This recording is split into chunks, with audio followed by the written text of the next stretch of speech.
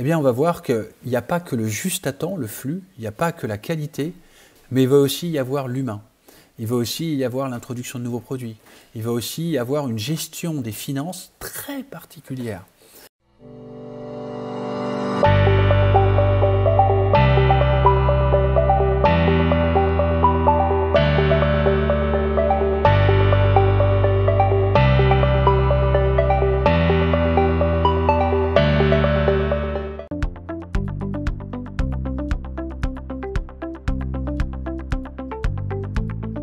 Les déclinaisons du lean. L'objectif, c'est de retracer l'histoire. Non pas dans un but historique, parce qu'on peut passer notre temps, si on est passionné par l'histoire, à essayer de retracer ce qui s'est passé. Non, c'est de comprendre quels sont les effets de levier qui font qu'en fonction du contexte, une situation, telle tendance, a pris le dessus et est devenue une référence. Pourquoi? Parce que quand on comprend comment ça s'est passé dans le passé, il y a beaucoup plus de chances qu'on puisse, non pas le dupliquer, parce que les conditions aujourd'hui sont probablement différentes, mais projeter plus facilement quelles vont être les tendances à venir dans les années et les décennies à venir, en regardant ce qui s'est passé sur le siècle passé. Alors ce qu'on retrouve ici, c'est un schéma un peu riche qui part du 20e jusqu'à aujourd'hui, qui part notamment de Taylor, évidemment le Taylorisme, et Ford qui l'a vraiment appliqué de manière très concrète. Mais ce qu'on va approfondir, c'est la branche du lean. La branche du lean, elle commence en se basant justement sur ces activités de mise en place de production de masse. Donc on s'en est inspiré dans les années 1880, séparation horizontale et verticale du travail avec les cols blancs et les cols bleus, les cols blancs qui pilotent, qui étudient, qui réfléchissent, et les cols bleus qui font les opérations à l'image de Charlie Chaplin dans les temps modernes. Donc on peut critiquer autant qu'on veut cette approche mécaniste. À l'époque, à la fin du 19e siècle, c'était indispensable. Et les gains en productivité ont été x2 ou x3. Aujourd'hui, évidemment, on n'en est plus là. Mais à l'époque, ça a fait une vraie différence. La preuve, c'est que Ford a été le premier à produire des millions de véhicules, la fameuse Ford T, qui était noire, que tout le monde avait. Et il a introduit énormément de concepts en fait, de mise en flux, de productivité, comme par exemple, plutôt que tout le monde assemble la voiture sur place, comme on le voit sur l'image, que la voiture soit tirée par un treuil et soit mise en flux pour que les opérateurs qui réalisent l'activité aient moins à se déplacer. Donc, énormément, là aussi, de productivité. Et on est passé à une production à l'échelle en masse.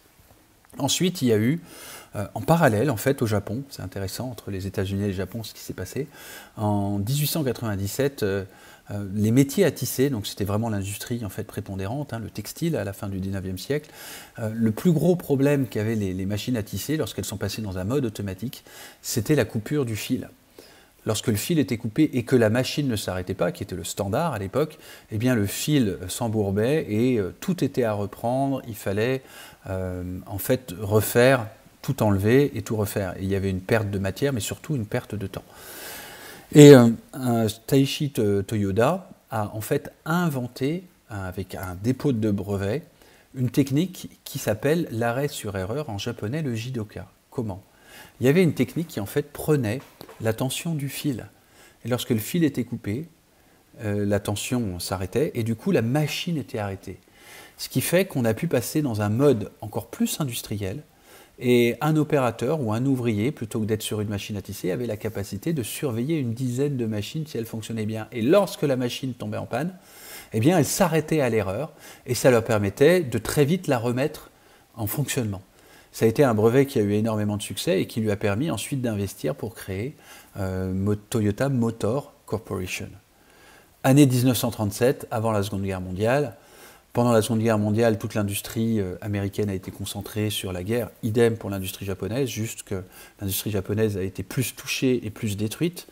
Et du coup, à la fin de la Seconde Guerre mondiale, les Japonais qui avaient perdu la Seconde Guerre, qui étaient humiliés, qui étaient dans un pays où il manquait des ressources, des moyens, de l'électricité, des compétences, de la matière première, en fait, ne savaient pas comment relancer le système industriel. Et c'est là où est né, en fait, par Taishi Ohno, c'est qu'on voit à droite, l'ingénieur en chef de Toyota, un système de production, le Toyota Production System, ou TPS, qui était unique dans le sens où, en fait, il devait s'adapter à une situation très incertaine, avec très peu de ressources, et besoin de s'adapter à ce que j'ai, en fait. Ça vous rappelle quelque chose par rapport à aujourd'hui, qui a un monde quand même 70 ans plus tard, extrêmement incertain, extrêmement volatile, VUCA, volatile, incertain, complexe et ambigu. C'était à l'époque, à la sortie de la Seconde Guerre mondiale, le cas du Japon. Et un système de production est né qui était vraiment très spécifique. Il y a aussi Deming en parallèle, qui est intéressant parce qu'entre les États-Unis et le Japon, Deming, qualiticien fameux, qui a mis en place la boucle PDCA, le Plan Do Check Act très connu, donc à l'origine notamment des systèmes qualité, était très réputé en fait aux États-Unis. Et à la fin de la Seconde Guerre mondiale, lorsque il a remis en cause en fait le système industriel américain qui fonctionnait en masse, a été d'une certaine manière débouté. On lui a dit t'es gentil, mais nous ça marche bien. On produit en masse, on n'a pas besoin de t'écouter de tes sornettes sur la qualité, ça marche. D'ailleurs, on a gagné la Seconde Guerre mondiale, donc on est les meilleurs, etc. Et du coup, il a été en fait au Japon. Et il a accompagné l'essor industriel du Japon entre les années 50 et 70. Et il a été tellement au service, d'une certaine manière, du redressement industriel japonais, il n'est pas le seul, qu'il a été même nommé en fait comme un héros en fait japonais. Et les héros au Japon sont déjà très rares, mais en plus quand ils sont étrangers, et en plus des États-Unis, qui les a battus à la Seconde Guerre mondiale, c'est qu'il y a vraiment quelque chose d'exceptionnel qui a été fait. Les travaux d'Edward Deming, je vous invite à les regarder si vous voulez approfondir. Il y a des principes, notamment les 14 principes de management pour le temps de crise. Ça s'applique bien de nos jours, mais surtout il était dans une approche, le PDCA a été très vulgarisé en fait, mais il a une approche du PDCA qui n'est pas le plan, la direction, d'où le terrain, le check, le management intermédiaire et acte le terrain. En fait, ce sont des cycles à chaque niveau hiérarchique où il y a cette discipline et cet amour, j'assume le terme, d'amélioration continue, de connaissance en fait des variations, de connaissance du système, de compréhension du système. Donc il y a une vraie richesse en fait dans ces apprentissages qui pour moi sont vraiment éternels, c'est-à-dire qu'on peut les appliquer et intemporels autant aujourd'hui que dans les années 40, 50, 60, 70. Et c'est lui qui a contribué en partie à ce que l'industrie japonaise se relève beaucoup plus vite des crashs pétroliers dans les années 70. Ce qui a fait que les Américains le boudaient dans les années 50, 60, 70, tout va bien, c'est les 30 glorieuses, on produit en masse, on est les meilleurs. Mais dans les années 70, quand les deux chocs pétroliers sont arrivés, et que le Japon s'est relevé en moins d'un an, alors que les Américains ont mis 5 à 10 ans à se relever, ils ont commencé à se dire « Ah mais tiens, qu'est-ce qui se passe au Japon ? Ah mais tiens, ils sont beaucoup plus rapides, beaucoup plus réactifs, ils corrigent beaucoup plus vite, et nous, avec nos grosses machines, on n'y arrive pas. » Donc on va s'inspirer, et ils ont ressollicité Edward Deming, qui dans les années 70-80 a eu l'honneur en fait qu'il méritait d'avoir. Donc voilà un parallèle intéressant. Pendant que Edward Deming faisait tout ce travail, il y avait aussi Toyota, qui n'était pas trop connu, on va dire, à l'époque, qui a quand même fait développer son système de production qu'on approfondira, basé sur ces deux piliers, du juste à temps, donc délivré dans le temps, et de qualité, le JIDOKA, l'arrêt sur erreur. Je ne corrige pas à la fin d'un système de production ou de service ou le contrôleur des travaux finis, je corrige dès que l'erreur arrive, l'endroit où elle arrive. Je donne l'empowerment, la capacité, comme dans la machine à tisser de manière automatique, mais j'empower mes opérateurs à développer cette dimension de qualité qui d'ailleurs va leur apporter de la fierté sur leur travail. Après, il y a eu le Shin Jijutsu, qui a été la formalisation en fait de cette approche de Toyota Production System. Et dans les années 83-84, le terme Lean est apparu. Le Lean vient du Toyota Production System, donc James Owat et Daniel Jones ont écrit ce livre, The Machine That Changed the World, qui était à l'origine du Lean. Le fait de trouver le terme Lean est juste magique. Les syndicats vont vous dire que ça veut dire maigre. Moi, je veux dire que ça veut dire mince. Comme tous les amoureux du Lean, le Lean, c'est être mince, c'est pas être maigre. Être maigre, on enlève trop. Être mince, c'est être juste ce qu'il faut. Et c'est ça l'idée du Lean, c'est d'éliminer le superflu. Pas de virer les gens, c'est l'opposé du Lean. Ça, c'est du maigre. Et parfois, il y a eu des travers dedans. Donc, je comprends la réaction de dire que c'est maigre. Non, c'est vraiment cette notion d'être mince. Juste ce qu'il faut. C'est un terme vraiment magique. Alors après, il y a eu des tonnes de livres qui sont sortis sur le Lean, avec plein d'expertises. J'en cite deux qui sont parmi les plus connus. Le Lean Thinking en 96, qui parle de ces 5 principes qu'on ira approfondir sur le flux, notamment cette notion de flux, de juste à temps, et puis aussi ces 14 principes et ces 4 P de philosophie, de people, de process et de problem solving qui sont au cœur du livre. Enfin, un dernier livre, The Toyota Way, mais j'approfondirai certains des livres et quoi retenir par rapport à ces livres. le Lean n'est pas le seul. Il y a aussi d'autres démarches qui se sont pas forcément inspirées du Lean, qui sont venues d'autres approches et qui vont, en tout cas j'ai pu le valider, dans certaines approches être encore plus riches. Je prends l'exemple du World Class Manufacturing. Le World Class Manufacturing est très peu connu et pourtant il a une approche globale qui est juste magique. Pourquoi il est peu connu? Parce qu'à l'origine il est né dans l'industrie notamment de process. Et la difficulté qu'il a, c'est qu'il y est resté.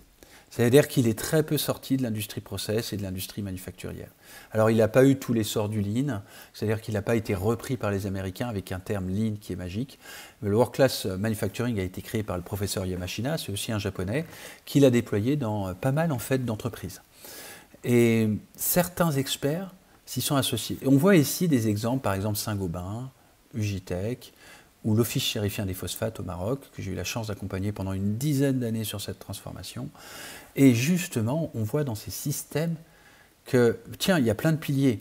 Et en fait, chaque pilier, qu'on le représente sous le format du temple, on a repris l'idée du Toyota Production System pour mettre un temple, eh bien, on va voir qu'il n'y a pas que le juste à temps, le flux, il n'y a pas que la qualité, mais il va aussi y avoir l'humain. Il va aussi y avoir l'introduction de nouveaux produits. Il va aussi y avoir une gestion des finances très particulière. Et que je trouve, c'est la perle du World Class Manufacturing qu'on ira voir dans une des dimensions du Lean, notamment la valeur. Comment est-ce que le World Class va beaucoup plus loin en fait que la notion de perte ou de gaspillage du Lean. Et pour moi, elle est juste magique pour développer la notion d'entrepreneurship. Donc ne restons pas focalisés sur le Lean Manufacturing, allons nous inspirer, et c'est ce que je vais vous partager avec passion aussi sur le World Class Manufacturing. Donc voilà un exemple de déclinaison de World Class Manufacturing. Et pour moi, le Lean ne serait pas arrivé au même niveau de précision. Par exemple, ces 6 dimensions du World Class, un peu comme si on avait 6 piliers, qui a été déployé par exemple à l'Office chérifien des phosphates, c'est de travailler sur tout ce qui est santé, sécurité, hygiène. C'est le pilier vert. Puis le pilier rouge tient le management du système de production, notamment le problem solving, la maintenance autonome. Puis après, la dimension du flux en jaune, donc la cartographie des flux, l'optimisation des flux, la gestion des flux avec un temps de traversée qui est le plus court. Puis en 4e dimension, celle qui est bleue, l'ensemble de la structure managériale et de la gestion et du pilotage de la performance depuis la stratégie jusqu'à la réduction, non pas des coûts, mais des pertes. Quelles sont les pertes les plus importantes, comment est-ce qu'on les identifie et comment est-ce qu'on les réduit. C'est vraiment ma passion. Et j'ai vraiment développé un talent que j'adore faire, c'est d'aller dans une organisation, et je trouve qu'il y a certains dirigeants, certains experts qui ont la même approche, de voir, tiens, là il y a des pertes. Comment tu quantifies ces pertes? Ça, on va aller le voir. Ça, c'est la partie bleue. Et enfin, la partie qualité, évidemment, qu'on ne va pas oublier, avec notamment la maîtrise des procédés, la maîtrise en fait de notre système qualité. Et puis en dernier, le management terrain ou shop floor. C'est quoi les boucles de management qu'on met en place? C'est quoi le 5S? Tous ces outils-là, on va les voir. Et j'ai hâte de vous les partager, pas seulement de manière théorique, mais surtout de vous les présenter pour que vous puissiez vous les approprier et j'espère bien avoir des retours de votre part sur ce sujet-là. Voici justement la pratique que je vous propose maintenant sur cette partie-là qui est quelle est votre préférence aujourd'hui, entre guillemets, lean? Est-ce que vous avez plus une approche processus, ce que l'on voit beaucoup par exemple chez les qualiticiens, et les entreprises en ont besoin, notamment pour être ISO 9001, mais pas que pour être ISO 9001, pour aussi avoir une cartographie des processus, pour voir comment ils peuvent s'améliorer, et certaines entreprises y ont mis aussi du BPM, c'est-à-dire de la digitalisation. Ça c'est le premier axe. Deuxième axe, est-ce que vous êtes plus Lean Six Sigma? Et on a vu toute la formation Lean Six Sigma Flash, que je vous invite à retourner voir, pour pouvoir approfondir. Est-ce que vous êtes plus projet? On attaque un processus qui ne marche pas, on passe en mode projet avec un pilote, un green belt, un black belt, Lean Six Sigma Flash ou Lean Six Sigma et on traite ça. Est-ce que vous êtes plus Lean Manufacturing? L'industrie automobile par exemple est très Lean Manufacturing, l'industrie aéronautique aussi y a basculé, à mettre en place les principes. Ou est-ce que vous êtes plus World Class? Ce qui est plus rare, mais ça peut être intéressant à identifier. Je connais d'autres entreprises qui ont commencé à le déployer, avec plus de piliers que juste le pilier, entre guillemets, qui sont déjà très bien, qualité et juste à temps, mais aussi des piliers RH, des piliers finances opérationnelles, des piliers aussi de temps d'introduction des projets, des piliers hygiène et sécurité au travail, qui sont ancrés dans un système de management d'excellence opérationnelle. Pour conclure sur cette partie sur le Lean, j'aime bien reprendre cet exemple de livre où on voit l'évolution de 80 en fait à 2020. Quand vous regardez les livres, déjà, on a démarré, la plupart des premiers livres étaient sur le quoi. C'est quoi le Lean? C'est quoi le Toyota Production System? Ensuite, ils ont réalisé au bout de 10 ans que ça avait du mal à prendre. Donc, qu'est-ce qu'ils ont mis en place? Tiens, comment on va le mettre en place? C'est quoi le Toyota Way? Comment est-ce qu'on peut aller et appliquer, comment est-ce qu'on peut embarquer toutes les strates hiérarchiques? Ensuite, on a vu que ça ne marchait toujours pas. Donc, on est revenu à la partie savoir-être. C'est quoi le talent Toyota? C'est quoi la culture Toyota? C'est quoi le Toyota Kata, c'est-à-dire le coaching à la Toyota? Intéressant, hein? On a fait l'opposé. Plutôt que de démarrer par le pourquoi, on a commencé par le quoi, puis on allait dans le comment, on allait dans le pourquoi. Et les derniers livres, ils disent quoi? On parle de Lean Leadership. Et en fait, on réalise que Toyota est une culture particulière d'amélioration continue, née dans les années 50, très japonaise, très toyotiste, qui est passionnante, mais qui ne correspond pas à tout le monde. Et cette culture d'amélioration continue, c'est laquelle que vous avez envie de mettre en œuvre et qui correspond à votre structure, à votre organisation. C'est ça la question à se poser. Démarrons par le pourquoi, comme le dit Simon Sinek, plutôt que de démarrer par le quoi. Ah, je vais prendre tel outil du Lean. Non, non, non, ça ne marchera pas. Vous allez tomber dans les 2% seulement de succès, avec les 74% d'échecs et les 24% moyens, parce que vous n'êtes pas parti d'un pourquoi, de votre culture, et de comment appliquer cet outil avec de l'humain à votre organisation. Donc, voilà la réflexion que je vous amène à faire avant de lancer une démarche Lean. Voilà une déclinaison de toutes les démarches Lean, plus projet à gauche, avec le Lean Six Sigma, notamment, avec les démarches process, et à droite, plus managérial. Donc à gauche, on va avoir des compétences de chef de projet, d'expert qualité, d'expert process, qui vont être dédiés et qui vont être un peu quelque part en dehors de l'organisation opérationnelle, hiérarchique, managériale, et vont appliquer ces process. Et on en a besoin. Il faut dans toute entreprise des responsables qualité, process, qui font ce travail-là en mode dédié. Et aussi, on a besoin, dans l'organisation hiérarchique, managériale ou projet, d'incorporer et de proposer en fait à nos managers, à nos chefs de projet, à nos leaders, d'incorporer ça dans leurs activités quotidiennes. Et on aura la force de l'expertise et la force du terrain. Et ça, c'est ce qu'apporte en fait le Lean Management et le World Class Management avec l'Agile. C'est d'apporter à chacun des outils au quotidien qui permettent de mieux gérer les activités.